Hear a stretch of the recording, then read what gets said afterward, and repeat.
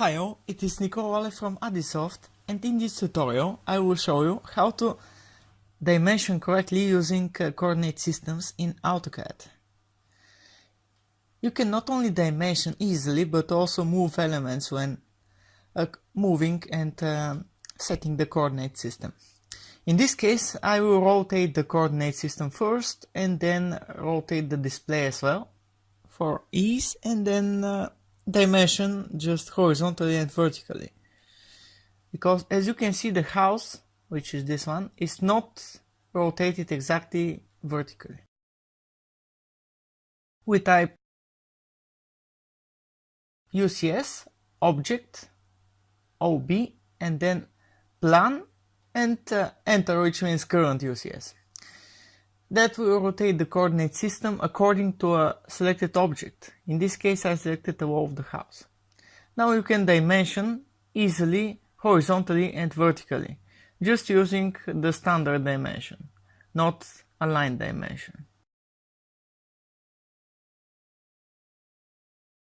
And you even don't have to search for perpendicular. You just want to constrain it to horizontal and vertical dimension. Also, I suggest turning the coordinate system before stretching, because when you stretch, you want to stretch in perpendicular direction usually. And when the object is not horizontal or vertical, the direction may be snapped to horizontal when it is not, and it may create mistakes, from my experience.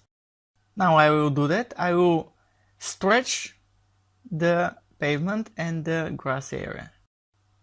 It is very simple to do. You can not only stretch but move and rotate easily when having the right coordinate system. I shall mention that if you rotate the coordinate system without rotating the display with plan and using current UCS, you can still move the objects according to the new coordinate system. It will not snap to 0 degrees globally, but it will snap to 0 degrees according to the current coordinate system. That will make the working with your model when you have not every object horizontal or vertical easier. Thanks for watching. I hope this video was useful for you. It's Lalev from Autocad signing off and wishing you inspiration in your practice and life. Don't forget to check my other videos about Autocad, especially the video concerning the comparison between Autocad and ArchiCAD 2D capabilities, which I recently created. See you in the next video.